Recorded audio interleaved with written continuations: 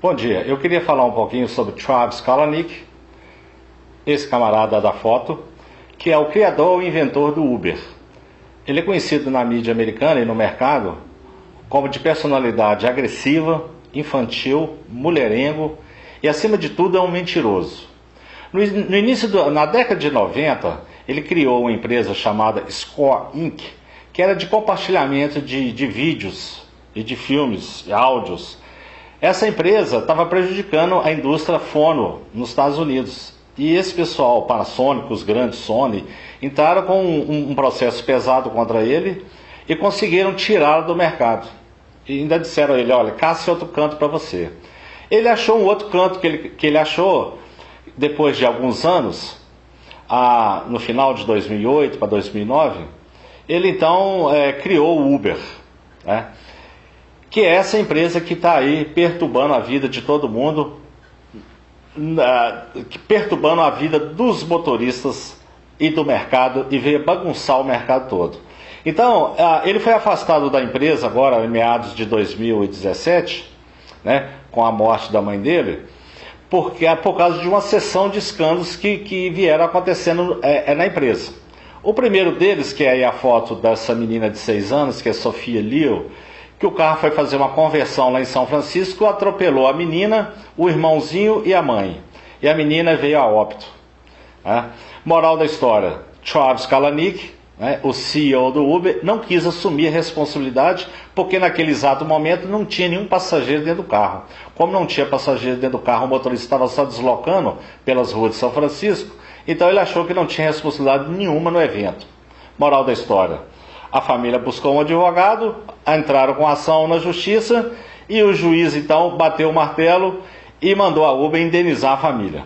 A família se deu por satisfeita na questão da indenização, mas a mãe lamentou que não teria a filha de volta. Então esse foi o primeiro episódio envolvendo o Travis Kalanick e envolvendo a Uber. Na sequência vieram uma série de escândalos sexuais motivados por assédio sexual dentro do escritório do Uber em São Francisco, na Califórnia.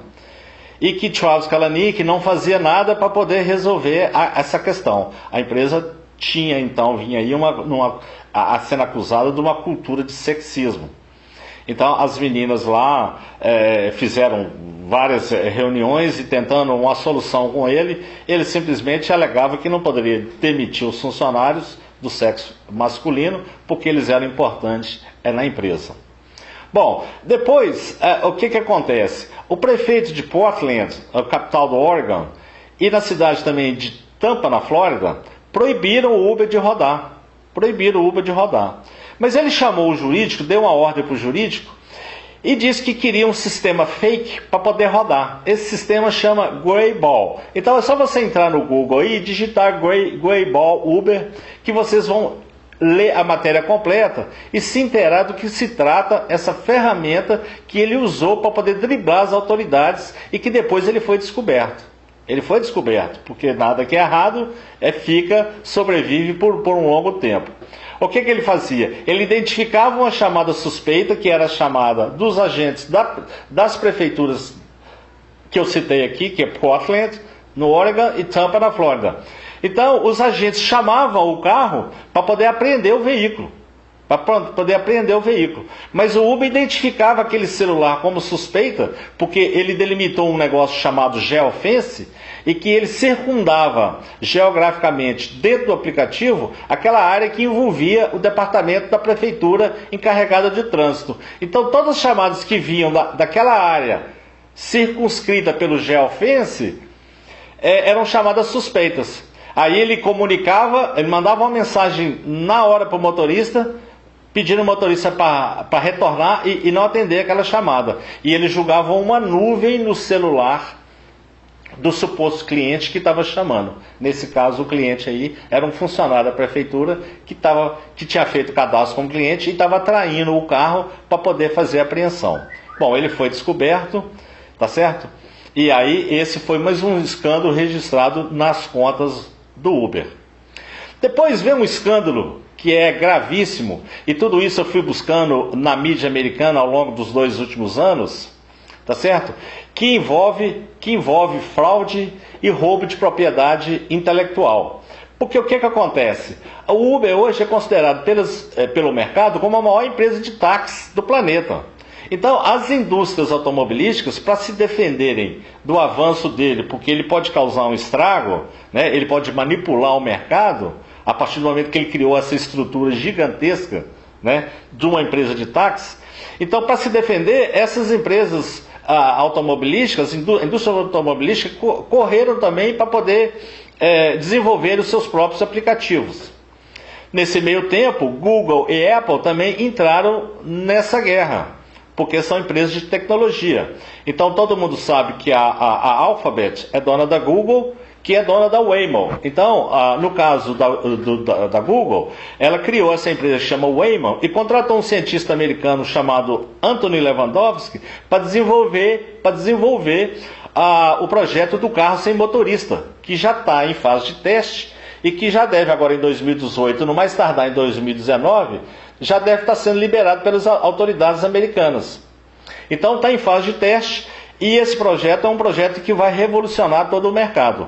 Então esse Anthony Levandowski, quando Travis Kalanick ficou sabendo que ele estava desenvolvendo o projeto lá para Google, né, através dessa empresa chamada Waymo, ele foi atrás desse cidadão e corrompeu esse camarada, pagando a ele 680 milhões de dólares para que ele trouxesse o projeto para o Google. E ele fez isso. Pagou, ele trouxe. Hoje esse camarada trabalha para a Google. Bom, trabalha para o Uber, porque ele foi subornado por Travis Kalanick. Ele roubou o projeto da Google, tá certo? E trouxe o projeto para si. Bom, resultado, a Waymo ficou sabendo, a Google ficou sabendo, entrou na justiça e ele foi condenado a ter que devolver o produto do roubo. Agora, como é que você devolve uma propriedade intelectual? Tá certo? A partir do momento que ele foi lá, pegou todos os documentos, colocou o pendrive lá e copiou todos os arquivos, como é que você devolve isso? Então, mas de qualquer maneira ele foi condenado na justiça a devolver. Ele pediu ao juiz autorização para continuar o projeto e a justiça deu a ele permissão para ele continuar nesse projeto. Agora você pensa bem, né, a capacidade de Travis Kalanick. Tudo bem que ele criou um sistema revolucionário, porque era um jovem estudante, né, de tecnologia na Universidade da Califórnia. Mas você, Travis Kalanick, não tem noção. Ele certamente nunca ouviu falar em governança corporativa, onde você tem que ter, acima de tudo, respeito pelos parceiros e respeito pelo mercado. Então ele foi acumulando essa série de acusações, tá? Essa série de escândalos dentro da empresa. Depois teve um episódio que ele chamou um carro e ele entrou dentro do carro, o motorista o reconheceu e eles começaram um bate-boca porque o motorista estava pedindo a ele que aumentasse a tarifa porque ele estava tendo prejuízo com a operação de Uber, e que ele já tinha falido, inclusive, por causa de Uber. Travis Kalanick, irritado, né, desceu do carro e disse que ele estava querendo, que o motorista estava querendo transferir responsabilidade para os outros, ao invés de assumir para si as responsabilidades. Agora, mais recentemente, me sai aí a notícia, né, de que os hackers entraram no sistema do Uber e roubaram os dados dos clientes. Quer dizer, se ele soubesse o que é governança corporativa, ele teria imediatamente comunicado isso ao mercado e comunicado aos clientes. Porque houve uma invasão no sistema, né? E ele simplesmente ficou calado e escondeu isso do público. Então, os seus dados, ninguém sabe quem teve os dados roubados. E na mão de quem estão esses dados, né? Então, você veja bem o perigo. Então, em função de tudo isso, tem um professor de Harvard que escreveu um artigo pedindo o desligamento do Uber e o encerramento das atividades do Uber, porque ele acha que o Uber não tem conserto. O nome dele é Benjamin Edelman, e eu troquei até alguns e-mails com esse professor de Harvard. Ele acha que deve extinguir, né? Simplesmente extinguir o Uber, porque o Uber não tem conserto. Bom, em função de todos esses escândalos, e aí com a morte da mãe dele no acidente de barco, agora em meados de maio e junho de 2017, ele ficou abalado emocionalmente e acabou se desligando da empresa, até mesmo porque por causa de pressão dos investidores. Um dos grandes investidores, que é um dos primeiros investidores da empresa, que é o Benchmark Capital, que inclusive entrou com ação Essa ação agora recentemente estava para haver um acordo, não sei se houve um acordo, tá? Ele fez por causa de fraude, por causa desses problemas todos dentro da empresa. Essa empresa está processando o Travis Kalanick, porque ele teria criado lá um assento extra no conselho da Uber. Bom, você veja bem a que ponto esse rapaz é capaz de chegar. Bom, aí, então, em função de tudo isso, agora assumiu um novo CEO, né, que é de origem, o primeiro nome dele é Dara, é de origem iraniana, é o que está administrando a empresa atualmente. Bom, eu queria falar um pouquinho sobre 99 Táxi, 99 Pop. O que acontece? Isso tudo tem a ver com Uber e tem a ver com Travis Kalanick. Quando o Uber começou a operar na China, um chinês lá copiou o aplicativo do Uber. Ele fez criou uma empresa similar ao Uber, chamada Didi Chuxing. Então, o que acontece? Na competição do Uber com essa Didi Chuxing na China, o Uber estava perdendo $1 bilhão por ano. Depois de muito perder dinheiro, Travis Kalanick o dono do Uber resolveu procurar o chinês para conversar, porque nesse ponto o americano é muito pragmático.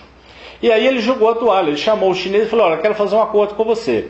Nesse momento, tá, recente do passado agora, nesse instante, o Uber tinha um valor de mercado de aproximado de $8 bilhões, que era o valor do Uber, né, potencial de faturamento na China. Então o valor de mercado dela era de 8 bi. E o valor da Didi Chuxing era na faixa de 25. Então, o que acontece? O Uber propôs ao chinês o seguinte: eu vou retirar os meus carros, você vai ficar com os carros com os meus motoristas, eu vou retirar o meu aplicativo, tá certo? E eu vou transferir tudo para você. Então a junção dessas duas empresas criou uma empresa aí em torno de $35 bilhões, sendo que o americano Travis Kalanick ficou com uma porcentagem, né, dessa empresa. Então o americano Travis Kalanick ficou sendo sócio do chinês nessa nova Didi Chuxing. Né? Quem ficou operando sozinho lá foi só essa empresa chinesa. Bom, o que isso tem a ver? Recentemente, essa empresa chegou aqui no Brasil e simplesmente pagou $200 milhões na 99 Táxi. Porque o que eles queriam? Além dos carros e dos motoristas, porque ele já estava explorando o particular. E aí resolveu explorar o taxista. Então agora eles exploram o taxista e exploram o particular também, que é o 99 Pop. Então, o 99 Táxi, o 99 Pop, pertence a essa Didi Chuxing, que tem o americano como sócio. E o que acontece? Além desse acordo, a Travis Kalanick exigiu do chinês que ele colocasse $1 bilhão na Uber americana, o que o americano concordou. Além do mais, ambos trocaram assento no conselho de administração. Travis Kalanick senta no conselho da Didi Chuxing e o chinês senta no conselho de administração da Uber. Agora, eu quero falar de números. Você veja bem, porque em setembro de 2016, precisamente no dia 6 de setembro, o juiz da Sexta Vara da Fazenda Pública de Minas deu a liminar liberando o Uber. Agora eu quero falar de números. Nós vamos falar de números para vocês verem o estrago que o Uber faz na economia. E principalmente quem é comerciante jamais poderia baixar o aplicativo e jamais poderia usar esse serviço.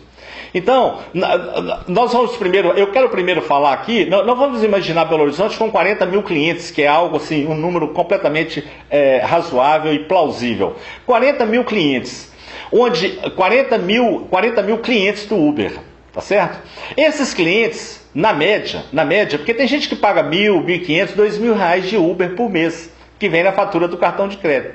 Então, se você pegar 40 mil clientes, e vamos colocar aqui que cada um está pagando R$500 por mês na fatura do cartão de crédito para o Uber, então você multiplica 40 mil clientes vezes R$500, você vai achar nada mais nada menos do que R$20 milhões.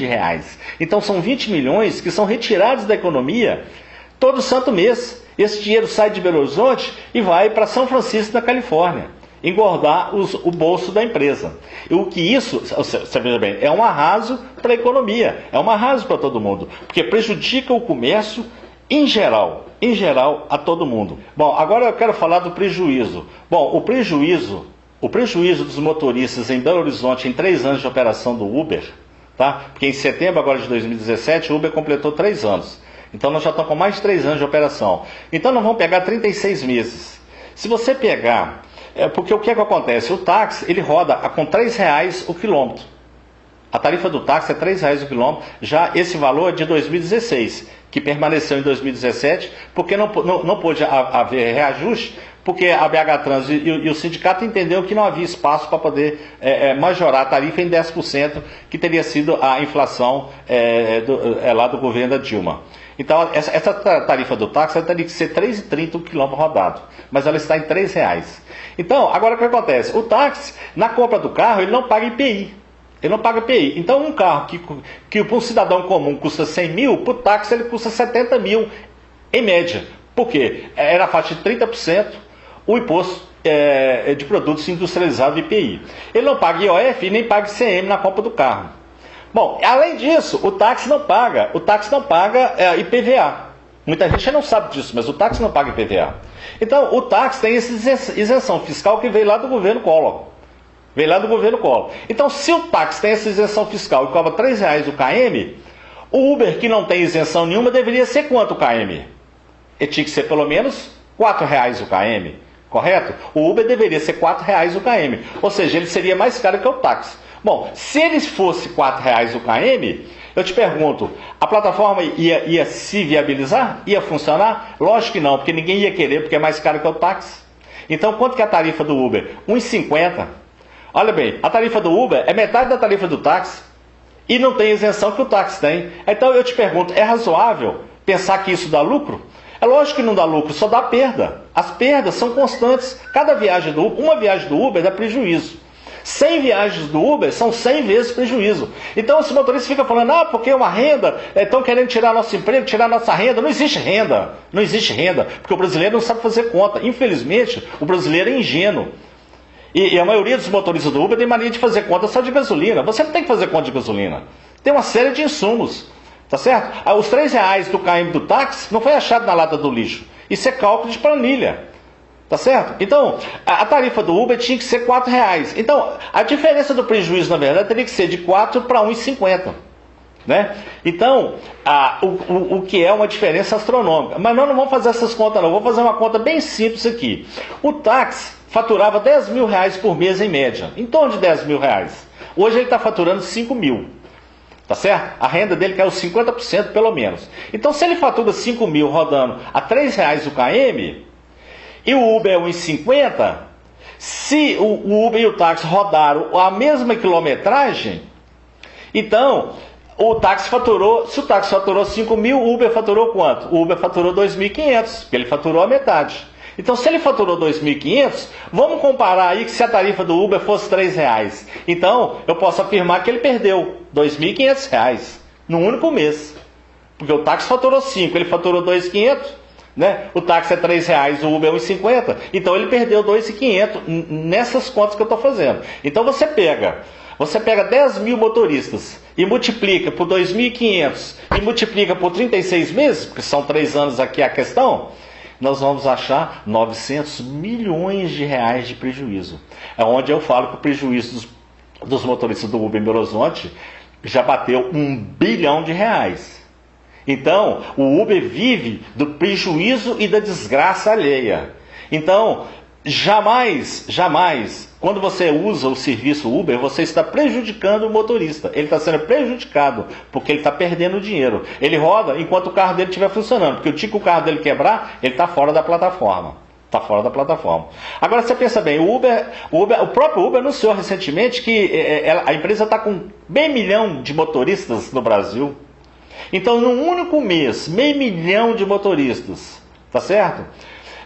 Com esse prejuízo de R$2.500, você vai achar, se você multiplicar 500 mil motoristas por R$2.500 de prejuízo cada um por mês, você vai achar R$1 bilhão 250 milhões, o que é um absurdo total. Então o Uber é uma picaretagem planetária. E eu fico vendo todo mundo aí na rua nessa masturbação tecnológica, nessa masturbação digital, chamando os carros sem saber das consequências dos atos. Eu acho que a questão do Uber é igual o cigarro. Quem quiser fumar, que fume. Sabe que o cigarro faz mal. Mas você tem que fumar consciente, sabendo que aquilo faz mal. A questão do Uber é que as pessoas não sabem o prejuízo e o transtorno que a empresa causa ao mercado. Tá certo? E eu acho que as pessoas, eu estou aqui para poder informar. Então, esses são os números do Uber. Infelizmente, lamentavelmente, essa empresa ela tem que ser exterminada, ela tem que ter as suas atividades encerradas para o bem da economia, para o bem do mercado. Muito obrigado.